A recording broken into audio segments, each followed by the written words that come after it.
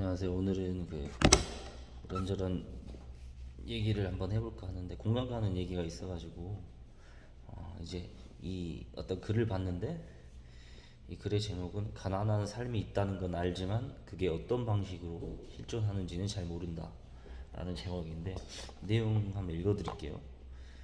소위 말하는 잘 사는 친구들 꽤 만나봤었는데 애들은 정말 모른다. 내가 놀란 건 그거였다. 모른 척 하는 것도 아니고 정말 모른다. 우리 집은 수입이 많지만 나가는 것도 많다 라는 뜻은 보통은 그 수입이 많지 않다는 것을 잘 사는 친구들은 모른다. 고 3때인가 예체능 쪽 친구가 꽤 비싼 재료를 사야만 할 때가 있었는데 걔가 고민하니까 꽤 잘 사는 다른 친구가 야, 네 꿈을 위해서라면 네 부모님도 그 정도 지출은 아무렇지 않아 하겠지 라고 했고 우리는 다 놀랐었다. 그러니까 1,000만 원을 벌고 800만 원을 써서 200만 원 저금하는 자기 상황과 300만 원을 벌고 100만 원만 쓰고 200만 원을 저금하는 상황을 잘 사는 친구들은 동일하게 본다. 그들은 여기서 800만 원과 100만 원의 격차가 어떤 걸 의미하는지를 정말 모른다. 가난한 삶이 있다는 건 알지만 그게 어떤 방식으로 실존하는지는 잘 모른다. 개인적으로 제일 충격적이었던 대화는 방학 때 알바랑 과외 같은 거 뛰어야 해서 오히려 학원 다닐 시간이 없다 라는 친구 말에 잘 사는 다른 친구가 용돈이 부족해서 알바를 뛰는 거야 이해하지만 그것보다 네 미래가 더 중요하잖아 라고 대답했을 때였다. 이 엄청난 핀트 미스 보이나요? 그들에게 아기가 있나? 뭐 그런 인간도 있긴 하겠지만 내가 만난 사람들은 대체로 고의성은 없었다. 정말 제 딴엔 최선을 다해서 조언한 거다. 그러니까 방학 때 알바랑 과외를 해야만 무언가를 충당할 수 있는 사람의 삶을 상상하지 못했을 뿐이다. 당연히 더 가난한 사람들의 삶은 모른다. 그들은 그나마 아는 다른 삶은 진짜 상류층이라고 부르는 어떤 삶에 국한된 경우가 많았다.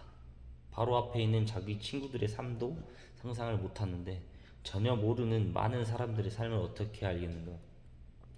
있는지도 모르고 그것을 어떤 세상에 이런 일이 같은 기이하고 희귀한 사례로만 생각하고 상상은 못하는 데 있다고는 하니까 왜 그렇게까지 가난할 수 있는지 이해 못하겠고 그런 걸 또 정부가 챙겨준다니까 화나고 나는 이렇게 열심히 살아서 평균적으로 살고 있는데 이 정도만 열심히 해도 평균적으로 살 수 있는데 이게 내가 만난 어떤 사실을 모르는 사람들의 사고방식이었다.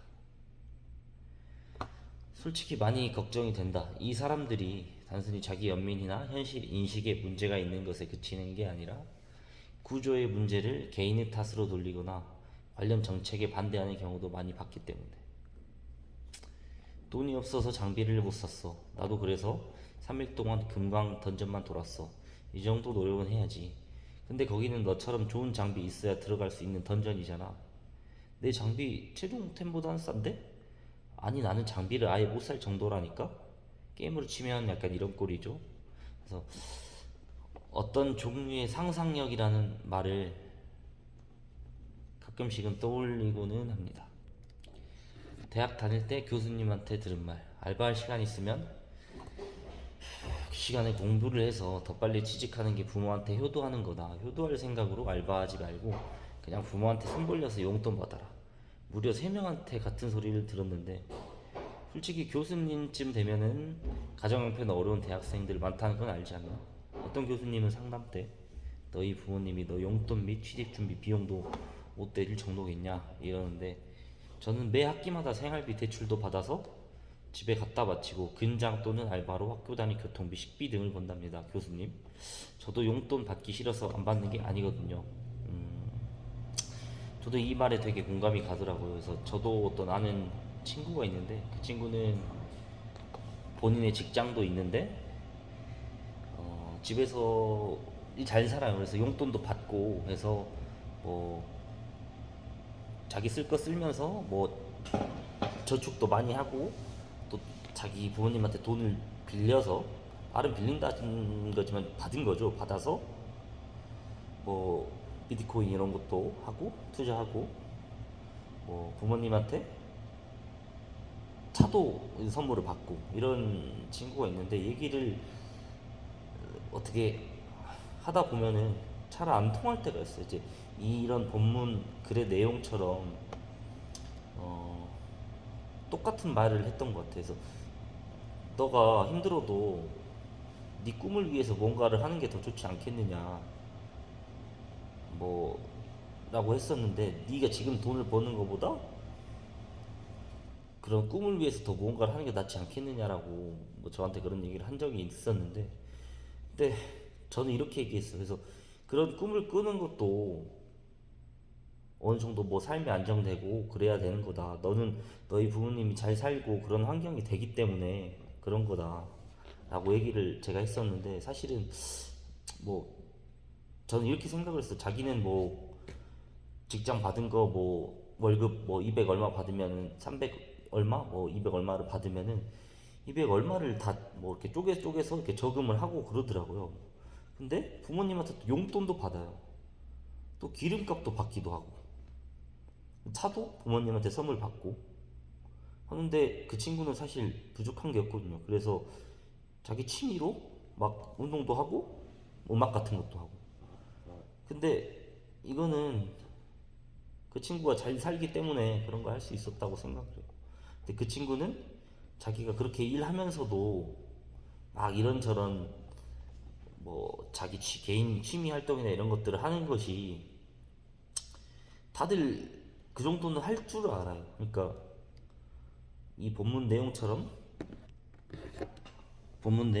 자기는 쓸 거 다 쓰고 부모님 용돈 받아서 저금하는 것을, 어떤 사람들은 겨우 200만 원 벌어서 거기서 150만 원 저축하고 나머지 50만 원으로 살아가는 것을 동일하다고 진짜 그렇게 생각을 하더라고요. 그래서 어느 순간부터 그 친구에 대한 게 좀 스스로가 좀 제가 멀어지게 되더라고요. 그래서 그 친구가 물론 고의성은 없었겠죠. 진짜 모르니까. 이 본문처럼 진짜 몰라요. 그러니까 그 친구가 나쁜 사람은 아니겠지만 되게 상황 자체에 이해를 못하고 핀트가 어긋나는 걸 보면서 아, 좀